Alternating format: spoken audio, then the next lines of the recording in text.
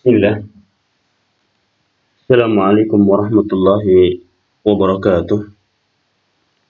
Ahibba'i fillah rahimanallah wa iyyakum. Alhamdulillahi katsiran. Segala puji bagi Allah Subhanahu wa taala. Pada kesempatan hari ini kita bisa kembali melanjutkan materi kita.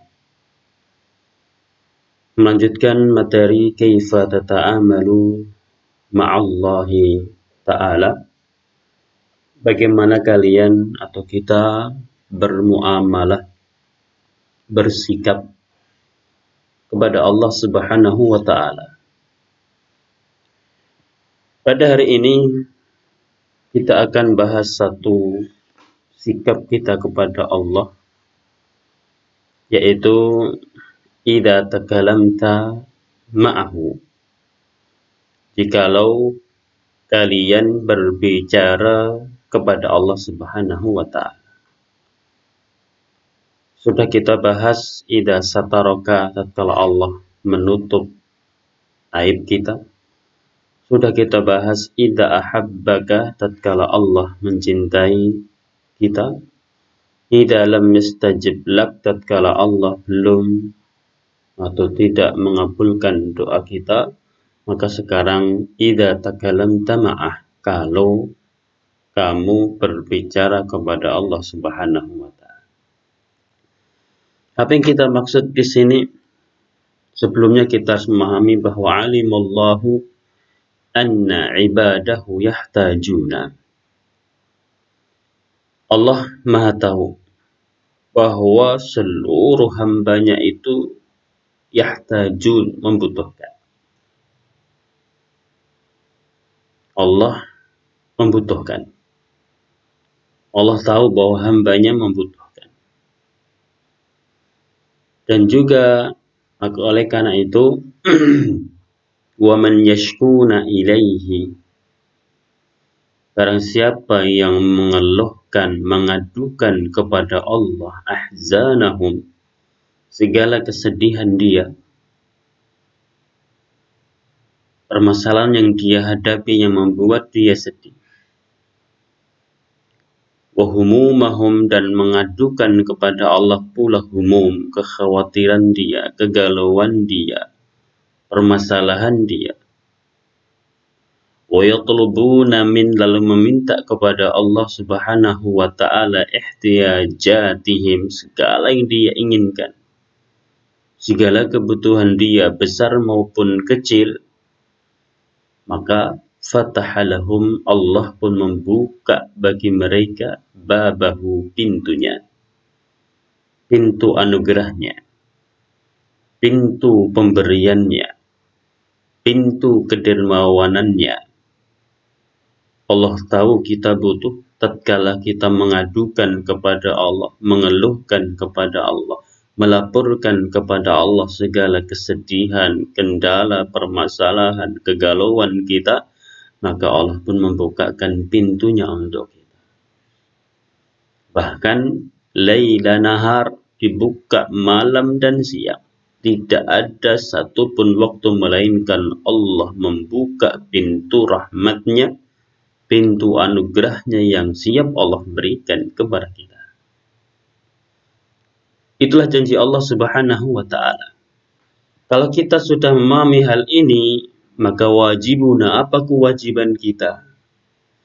Kewajiban kita natakallamu ma'ah, kalau begitu harus sering berbicara kepada Allah. Wa nunajihi, kita juga harus sering untuk bermunajat kepada Allah Subhanahu wa ta'ala. Wa nabuthuhu, dan melaporkan, mengadukan kepada Allah syakwana, segala keluhan kita, permasalahan kita. Nah, tentunya kita berbicara kepada Allah, bermunajat kepada Allah, mengadukan, mengeluh kepada Allah. Bagaimana caranya? Membutuhkan adab. Sehingga kaifa tata'amalu ma'allahi, bagaimana kamu bisa bermuamalah kepada Allah in jika takallamta ma'ah, saat berbicara kepada Allah Subhanahu wa ta'ala. Maka caranya yang pertama, tatawadda. Hendaklah kalian berwudu. Wa tastaqbilul qiblata, menghadap kiblat. Wa tabda'u fis sholati, mulailah salat. Dan di antara cara berbicara kepada Allah, bermunajat kepada Allah adalah dengan salat. Maka kita berwudu, menghadap kiblat, mulai salat, dan ingat, sayastami'u ilaikallahu, Allah pasti mendengarkan kita. Walan yansarifa anka, dan Allah tidak akan pernah berpaling darimu, tidak akan meninggalkanmu, hatta tansarifa anta, sampai kamu sendiri yang berpaling. Tatkala kita sholat, mengadukan permasalahan kita, berdoa kepada Allah, maka Allah pun terus menghadap kita, memenuhi apa yang kita minta, dan tidak berpaling, tidak meninggalkan kita, hatta tansarif, sampai kita sendiri yang berpaling dari Allah Subhanahu wa ta'ala. Oleh karena itu, kalau kita memahami hal ini, Allah tidak pernah berpaling, dan sujud atau sholat merupakan salah satu cara untuk bermunajat, berbicara dengan Allah. Fatakallam bikulli ma turidu, berbicaralah bikulli ma turidu, dengan apa yang kamu inginkan. Ini kesempatan untuk curhat, kesempatan untuk lapor, kesempatan untuk mengeluh, melaporkan, menyampaikan segala gundah gulana kita kepada Allah Subhanahu wa ta'ala. La takum, dan jangan berdiri, minas sujud, dari sujud, illa qad afraqta kullama fi sadrik, melainkan setelah kamu kosongkan segala apa yang ada di dalam dadamu. Segala permasalahan curahkan di situ, tumpahkan di situ, laporkan di situ kepada Allah tatkala sujud. Tenang rasanya, plong rasanya. Maka la takum, jangan berdiri, jangan bangun dari sujud. Ya, tentunya khususnya di sholat malam, sholat sunnah, bukan ketika menjadi imam atau berjamaah. Itu adab yang pertama. Yang kedua, ad-du'a min asali bil kalami ma'allah. Doa juga termasuk asalib, cara, metode berbicara kepada Allah. Kalau tadi kan sholat, maka sekarang doa. Lalu bagaimana adab kita berdoa kepada Allah Subhanahu wa ta'ala? La tarfa' sautaka bid-du'a, jangan angkat suaramu, jangan keras-keras kamu berdoa saat berdoa. Allah Maha mendengar. Suara sekecil apapun, bahkan suara di dalam hati kita, Allah pun tahu. Maka tidak perlu sampai keras-keras, la tarfa' sautaka bid-du'a. Akan tetapi wad'u, berdoalah kepada Allah, biqalbin khashi'in, dengan hati yang khusyuk. Doa bukan sekedar dalam lisan, ucapan yang hafal, runtut, bagus ucapannya, namun hatinya lalai, tidak memahami sedikit pun yang dia ucapkan. Maka bersuaralah, namun jangan keras-keras. Wad'u biqalbin, sertai dengan hati khasyik, yang khusyuk. Hati yang betul-betul menggambarkan butuhnya seseorang. Coba kalau kita minta kepada orang tua kita, sangat betul-betul meminta, hati kita pun tunduk di situ, kecil di situ. Maka biqalbin khashi'in, hadirin, yang hadir, artinya tidak lalai. Fahimin, memahami. Wa'iyin, menyadari. Lima taqul, atas apa yang dia ucapkan, atas apa yang kamu ucapkan. Baik yang kita ucapkan bahasa Indonesia maupun bahasa Arab tatkala berdoa, maka harus khashi'in, hadirin, fahimin, wa'iyyin lima taqul. Iya, jangan sampai takfal lalai asna ad-du'ai ketika berdoa.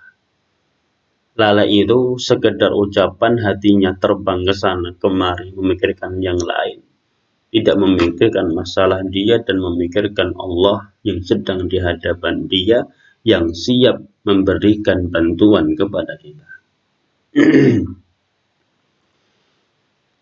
Alika bimasyairit tadarru'i, hendaklah kita menghadirkan perasaan tadarru', betul-betul tunduk dan kembali kepada Allah.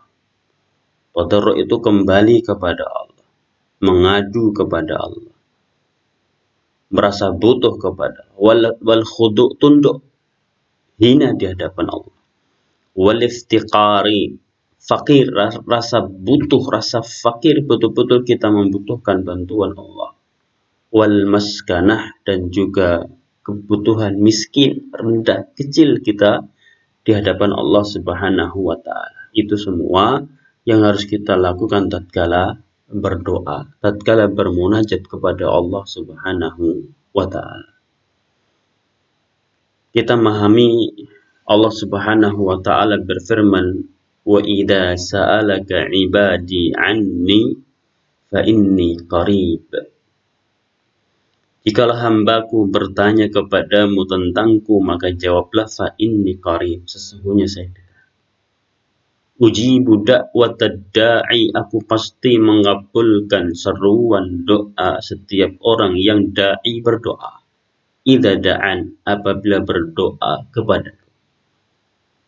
Falyastajibu li, maka hendaklah dia memenuhi panggilan saya untuk beribadah, untuk taat. Wal yu'minu bi, dan beriman kepadaku, la'allahum yarsyudun, semoga mereka termasuk yang mendapatkan petunjuk. Dari ayat ini kita memahami bahwa Allah pasti mengabulkan doa seseorang. Maka tatkala kita berbicara kepada Allah, yaitu dengan berdoa, hadirkan adab-adab ini semua. Maka seluruh permasalahan, seluruh kesedihan, kegalauan, problematik yang kita hadapi biidznillah akan hilang, akan ringan dengan bantuan Allah Subhanahu wa ta'ala. Kemudian yang ketiga, bagaimana kita berbicara kepada Allah Subhanahu wa ta'ala? Ilzam hududal adabi ma'allahi wa ta'zima lahu. Ilzam, penuhilah, komitmenlah dengan batasan-batasan adab kepada Allah. Tatkala sujud, adab sujud pun dijaga. Tatkala berdoa, adab doa pun dijaga. Tatkala membaca Al-Quran, adab membaca Al-Quran pun dijaga. Wa ta'zima, dan mengagungkan Allah Subhanahu wa ta'ala. Dalam semua munajat kita, baik munajat saat sholat maupun sujud maupun doa maupun yang lain. Maka ilzam, komitmen, jaga adab-adab kita kepada Allah, jaga pengagungan kita kepada Allah Subhanahu wa ta'ala. Iyyaka wa iyyak, jangan sampai kamu anta tajarra, berani kepada Allah. Kita berbicara kepada zat Allah, kita berbicara dengan Allah Subhanahu wa ta'ala, Tuhan semesta alam, yang merajai alam semesta ini, yang mengatur seluruh kehidupan. Maka di antara ada bentuknya at-tasdiq bi kulli ma akhbarallahu ta'ala bihi min umuril ghaib, membenarkan atau percaya dengan setiap yang Allah kabarkan, beritakan dari perkara-perkara ghaib seluruhnya. Dalam Al-Quran, dalam Sunnah, menceritakan perkara ghaib, hari kiamat, tentang sirat yang lebih tajam daripada rambut, beriman kita.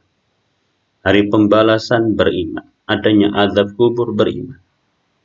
Yang kedua, Yatalaqqal insanu ahkam Allah, seorang atau manusia menerima hukum-hukum Allah, ketentuan Allah, aturan Allah, syariat Allah bil qabul, dengan menerima, plong, menerima tanpa menolak. Kemudian watatbiqil amali, selain menerima dengan hati ridha senang, dia pun tatbiq, praktek mengamalkannya. Itu contoh adab kepada Allah Subhanahu wa ta'ala. Masih tentang kaifa tata'amalu ma'allah idza takalamta ma'ah, bagaimana kamu bermuamalah kepada Allah saat berbicara. Yang keempat adalah ifni 'alallahi bikulli masyairika, pujilah Allah tatkala mau berdoa, meminta kepada Allah, mengadukan kepada Allah segala kesedihan, kegalauan kita, maka pujilah Allah dulu. Awali dengan pujian, mengulang-ulang pujian. Ifni wahmadhu, pujilah Allah. Alhamdu, memuji. Ifni, mengulang-ulang pujian. Bikulli ma ta'rifu, dengan seluruh yang kamu ketahui. Min siyagil hamdi, dari lafaz-lafaz memuji, wasana, mengulang-ulang pujian, wasyukur, bersyukur kepada Allah, wastaghfir, dan juga mintalah ampunan, min dzunubika, dari dosa-dosamu, qabla an tabda, sebelum kamu mulai berbicara kepada Allah, sebelum kita mengadukan permasalahan kita kepada Allah, sebelum kita mengadukan kesedihan kita kepada Allah. Bukan mengadukan kesedihan ke dinding Facebook atau beranda Facebook. Curhat ke Facebook tidak bermanfaat, bahkan bisa syirik. Nah, kita curhat kepada Allah Subhanahu wa ta'ala. Sebelum curhat, pujilah Allah, agungkanlah Allah. Di antara contoh lafaz-lafaz pujian, Allahumma inni as'aluka bi anna lakal hamd la ilaha illa anta wahdaka la syarika lak, al-mannanu badi'us samawati wal ardi dzul jalali wal ikrami. Ya Allah, aku mohon kepadamu dengan seluruh pujian yang engkau miliki. La ilaha illa anta, tidak ada Tuhan yang benar melainkan kamu semata. La syarika lak, tidak ada sekutu bagimu. Al-mannan, maha pemberi. Badi'us samawati wal ardi, yang menciptakan langit dan bumi. Dzul jalali wal ikram, yang memiliki keagungan dan kemuliaan. Itu contoh. Sebelum kita berdoa, sebelum menyampaikan segala keluh kesah kita kepada Allah, maka bacalah ini. Contoh lain misalnya, Rabbana lakal hamdu mil'as samawati wal ardi wa mil'a ma syi'ta min syai'in ba'du, ahlas thana'i wal majdi, ahaqqu ma qala al abdu, wa kulluna laka abdun. Allahumma la mani'a lima a'taita wa la mu'tiya lima mana'ta wa la yanfa'u dzal jaddi minkal jaddi. Ini contoh lain. Atau juga bisa dengan